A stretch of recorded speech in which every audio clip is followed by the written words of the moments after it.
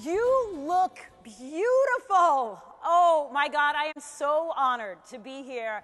Just so amazed to be sharing the stage with all of these amazing, powerful women and to see your beautiful faces. You know, in fact, I actually come from the, black church, so I'm just going to ask you to entertain me a little. Will you do this for me? You know, in the black church, we do a lot of call and response and a lot of talking to your neighbor. So I'm just going to wonder, if you do this for me, can you turn to one of your neighbors and say, "You are beautiful"? Go ahead. All right, and now I want you to turn to your other neighbor and say, "You are powerful."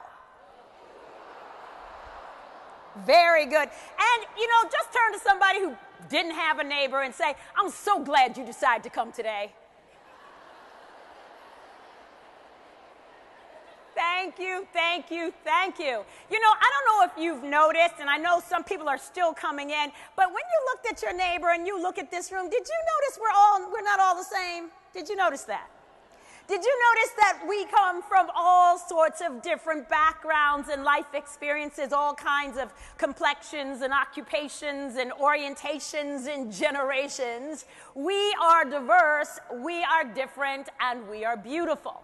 And for the last 20 years, I have been working with organizations and individuals and communities to embrace the power of difference, to actually recognize, understand, and appreciate difference. And it's been an amazing ride, in many ways exhilarating, and in other ways a bit challenging. Exhilarating because when people discover the power of new perspectives, when they start to recognize the information that they didn't have, when they are able to bring in super talented people from every walk of life, when their bottom line starts to increase because people are productive and excited at work, they are just so thrilled.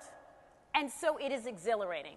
I've also worked with the challenge, and the challenge really is, as I've started to understand it, is that so many of us are well-meaning. So many of us want justice, we want equality, we want merit, we want all of these things, and yet we don't always have the understanding, the skill, and the sort of ease that it takes to move diversity forward. Now, my technical people got a little excited, and they put this slide up first, and I kind of wanted to wait, but it's okay. You see, this is my example of the challenges, and this is from my alma mater, and it's a picture of the first class of women at Harvard Law School. Don't they look lovely? Beautiful. Now, I don't know how many of you know this story, but it appears that after a long deliberation, the brilliant men at Harvard Law School decided that it would be okay for women to come. But when they arrived, there were no bathrooms for the women. Yeah, did you know that story? No. And you know how we are as women, when we're new. We're like, "Okay, thank you so much. It's really nice to be here. We need to pee." So basically what happened is these brilliant men said, "Oh yeah, that's right." And so they put a toilet in the janitor's closet in the basement of a place called Austin Hall. I mean, I think they were using it with the janitor, okay? I would say that in 1953, Harvard Law School had gender diversity. I would not say they had gender inclusion. In fact, diversity is really about counting. It's like we've got one of those, we've got two of those, we've got three of those. Or as I love to hear people say, "We have a woman on the management group." What else do they want, right? And inclusion is a different thing. Inclusion is about cultivating. So diversity is about counting, inclusion is about cultivating. In fact, one of the things that I have said is that diversity is about being invited to the party, but inclusion is about being asked to dance. It's a very different experience to be welcomed in for who you are and not asked to adapt who you are to the people who've already been there. to do your best impression of a man, basically, or whatever other majority group is controlling and shaping that environment. And so what does it mean to create inclusion? What does it mean to actually give people a sense that they're respected, that they're represented, that their ideas are solicited, that their opportunities are there and possible for them to show their best? Well, it means several things. One thing it means is that we have to be okay with noticing difference. And I know that we got taught a long time ago that we should not look at difference, right? Didn't we get that? We're colorblind, don't see you. You over there, I don't notice you're a woman. I don't. I promise you, right? We can even get really silly with it. Like I come from Boston, or I spent a long time in Boston. Any Boston people in the house? Anybody come all the way from Boston? Okay, I'll represent. And it's sort of interesting because people will sometimes be telling me about a person that I'm going to meet that I don't know in a restaurant, but they know them, and so they want me to know what they look like. And so they go through this elaborate description of the person. And then somewhere in between I'm saying, sort of say, wait a minute, are they black? They're like, oh, yes, but I didn't think I should mention that. And I'm like, look, I'm going to Boston, I'm going to a restaurant. If you tell me somebody is black, that's going to pretty much eliminate 95% of the people in the restaurant. It's going to be an efficient process. It's okay to mention it as a descriptor. It is also true that sometimes people are telling me about people they don't know, and they start adding some strange information like, oh, and you know she's from that religious group, or, and you know she is from that particular orientation. And I'm like, curious, I'm not sure why that piece of information is relevant to this discussion. So, when to notice difference and when not to notice difference is a very important skill. And so the other reason why a lot of us don't go into difference is we've been taught that difference is a problem. I want to submit to you this morning that it is hard to do anything about advancing diversity without noticing difference. In fact, I would say we've gone as far as we can being colorblind or difference blind. It was a great idea, but in order to move diversity forward, we've got to notice who isn't included, who isn't at the table, who is underrepresented, whose voices we aren't hearing, who would like to come to the table but can't get to the table because there are all these physical obstructions there that we as fish in water may not notice. Now, what do I mean about this? I'm thinking that if we are not going to be colorblind, difference blind, what we really need to be is difference conscious and difference competent. These are the new skills. And let me tell you what I mean. You know, I do a lot of this speaking, and usually people will come up to me and they will say, Miss Diversity Lady, I have a really good question for you. I'm like, yeah, come on, tell me what you got. Yes. I have a woman who's working for me, and she's pregnant. Should I mention that? I'm not lying to you. A man came up there and said that to me. I'm like, she's pregnant?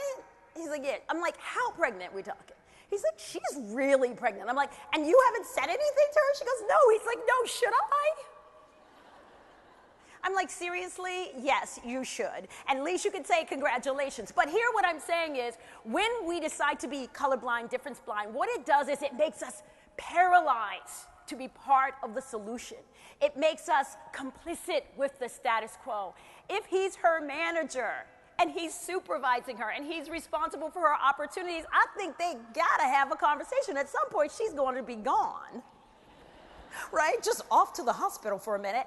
And he will need to address that, and he will need to plan with her. So, colorblind will not get us as far as we want to go. We've got to be color conscious and color competent. Now, that's why people say, but Miss Diversity Lady, what if I say the wrong thing? I mean, I don't want anyone to think I'm one of those bad people. I understand. That's why I wrote the book. And if you want to come and hear more about the cultural tips that we need to actually, and habits that we all need to possess in order to move diversity forward, there's another session after this where I'm going to break it down more. But I just wanted to tell you a couple of things while I'm with you. One is that we've got to go looking for our biases. I know, you don't want to believe you have biases. Let's go back. You know what? I'll tell you my own story, right? Miss Diversity Lady has biases as well.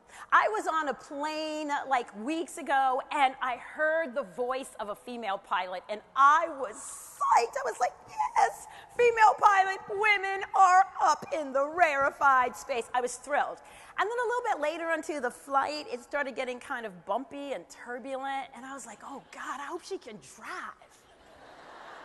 Seriously? And I didn't even know that was bias until we were coming back on the other leg, and it was bumpy, and it was a guy driving. It's always a guy driving, and it's often bumpy, and I'm like, oh God. I've never questioned the competence of the pilot through the lens of gender. I've never said to him, oh my God, there's a guy up there, and you know, guys can be kind of reckless, and that's why their insurance rates are a little higher. No, I don't do that. You know why? Because somewhere a long time ago, even though I don't believe it explicitly, implicitly, my brain associates competence with big moving vehicles with men. And I'm a woman, and I know how to drive, and I know a bunch of men who do not know how to drive, and yet that is what happens when I'm in a risk-adverse sort of situation. I yield to a bias. Bias is the thing you use to figure out who people are before you even know them, because of the group that they're in. And so today is a wonderful opportunity for you guys to break through your biases, or at least to acknowledge them. As you think about who you want to listen to today, and who you go up to, and whose hand you shake, and who you listen to, and who you think is smart, and who you're moving away from, that's all about your biases, whether you know them or not. So I'm going to encourage you to look for your biases today, because the scientists say we can't do anything to get rid of our biases, but we can recognize and counter for them. So when you feel yourself rolling back for somebody, you start to ask yourself why, and moving towards them, opening the questions to them so that you can learn and you can really go against the assumptions that you've created in your mind. The other thing I want to do is I want to ask you all to go beyond your comfort zone. Strangely, what is true is that it's hard to get comfortable with difference without first being uncomfortable.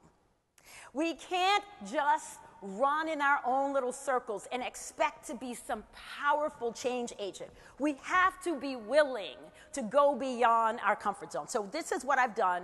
Because I'm on the stage, they gave me this platform, I have decided that I'm going to use my magic. And therefore, I am creating a cone of no shame. Okay? Is everybody prepared for that? A cone of no shame. In other words, you can venture forth, because you're like, Diversity Lady said, go to that new circle, go to that uncomfortable place, go to where I'm majority, go to where I'm not in charge, and connect. If you do that, and you don't do it so well, there will be no shame today. No shame in any part of the convention center, okay? Now, one other thing I will say, in addition to the no shame, what you've got is an ouch room. So, by the way, as I go and say, hi, I'm Verná, and I mistake you for the other black woman or the other Hispanic woman, all that, whatever happens, okay? The person will say, ouch. Which is to say that sometimes we don't intend to offend, but we do, and we will never change it unless someone gives us some feedback. So, ouch is the feedback. Now, you can't ouch someone else's ouch, right? So if someone says ouch and I'm offended, you can't be like, well, I'm offended that you're offended. No. You have to actually say, okay, I can do this. Ouch, apologize. If you say the wrong thing, just apologize, and then get curious. What did I say wrong? Why did I say wrong? Can you help me? Today, we get to help each other. Today, we get to create all sorts of opportunity, because, you know, this is not about perfection. This is about connection. If you're the type of person who must be perfect, this is not your game. This is the game of people who want to make a difference, who want to create an opportunity. And you say, yes, Ms. Diversity Lady, but you're asking a lot of me. I feel really confident and comfortable in my own skin. Why would I do this? My point is, we came here today for the power of possibilities. We have a vision for making our communities better, for making our world better, for making our workplaces better. This is how we do it, by recognizing that we are all connected, that we have profound commonalities, but we are all so profoundly different. And it is that power of difference that will make the possibilities real for our lives, equity for everyone, and an opportunity to really experience a powerful, powerful world. So thank you so much for this opportunity, and please go out and connect. Thank you very much. Thank you.